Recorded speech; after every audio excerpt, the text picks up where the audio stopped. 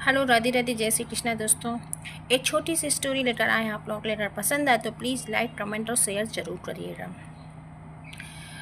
तो एक husband wife थे। दोनों बहुत खुशी खुशी रहते थे। बहुत अच्छे से जीवन चल रहा था उनका। दोनों एक दूसरे से बहुत प्यार करते थे। अचानक एक दिन क्या हुआ, दोनों में लड़ाई हो गई। और लड़ाई इतनी ज़्यादा बढ़ गई कि दोनों का ईगो सामने आ गया। जो ईगो होता है वो बहुत बड़ी चीज़ होती है। ईगो बड़े से बड़ा रिश्ते को तोड़ सकता है। दोनों में ईगो सामने आ गया, लड़ाई बहुत ज़्यादा बढ़ गई। पत्नी बोलने लगी, मैं अपने मायके जा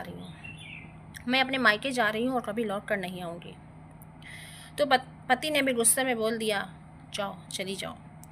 तो पत्नी ने अपना सामान पैक किया और अपने मायके चली गई, अपने मम्मी पापा के पास चली गई।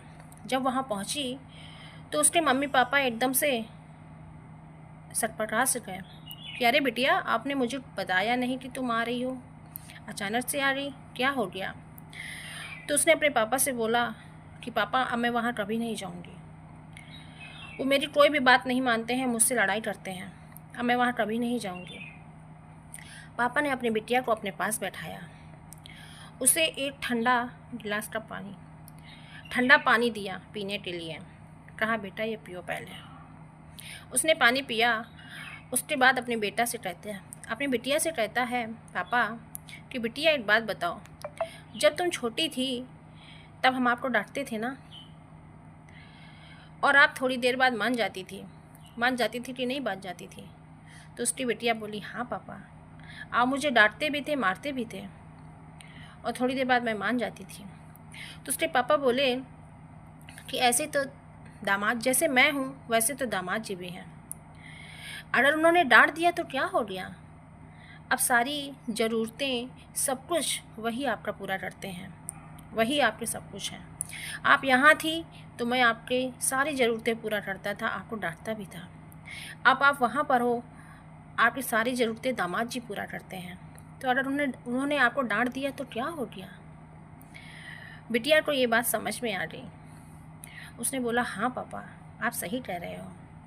उसके पापा ने बोला, अच्छा एक बात बता, देखो मैं और आपकी मम्मी लड़ाई करते हैं, लेकिन मम्मी तो कभी यहाँ से छोड़ के मुझे कभी नहीं गई, तो आप बेटा क्यों आ गए?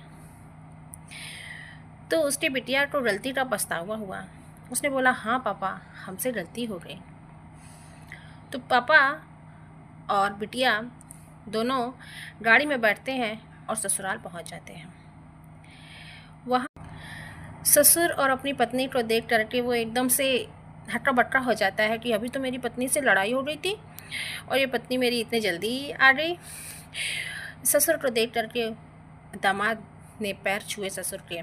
ससुर ने आशीर्वाद दिया। वो ससुर दामाद अपने ससुर से बोले, ससुर जी आप यहाँ, मुझे बता दिया होता, हम आ रहे होते। तो ससुर ने बेटा को आशीर्वाद दिया प्यारा सा। उसके बाद कहता है, बेटा अभी ये नादान है, अगर इससे गलती हो गई है तो इसे माफ़ कर दिया करिए। छोटी छोटी गलतियों में नाराज़ नहीं होते हैं और ना ही किसी भी बात पे इसे डांटा करिए, नादान है, माफ़ कर दिया करिए।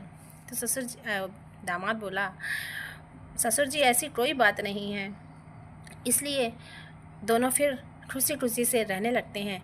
इसलिए आप लोगों से हम ये कहना चाहते हैं कि रिश्ते बहुत नाजुक होते हैं, इन्हें बचा कर रखिएगा। अगर लड़ाई हुई भी है तो ईगो को सामने मत आने दीजिए। अगर पति पत्नी में लड़ाई होती है तो एक लोग चुप हो जाइए। अगर एक लोग चुप हो जाएंगे तो कभी लड़ाई आगे नहीं बढ़ेगी। और ईगो को तो कभी भी सामने नहीं लाना चाहिए, वो कहते हैं ना कि जो माफ़ कर देता है वो ज़्यादा बड़ा होता है। माफ़ी मांगने वाले से जो माफ़ कर देता है वो ज़्यादा बड़ा होता है। इसलिए हंसते रहिए, मुस्कुराते रहिए, एक दूसरे के साथ अच्छे से जीवन जिए। ये पति पत्नी का रिश्ता बहुत ही नाजुक होता है, इसलिए इसे संभाल कर रखिए। कभी कभी छोटी से छोटी गलती भी बहुत बड़ा रूप ले लेती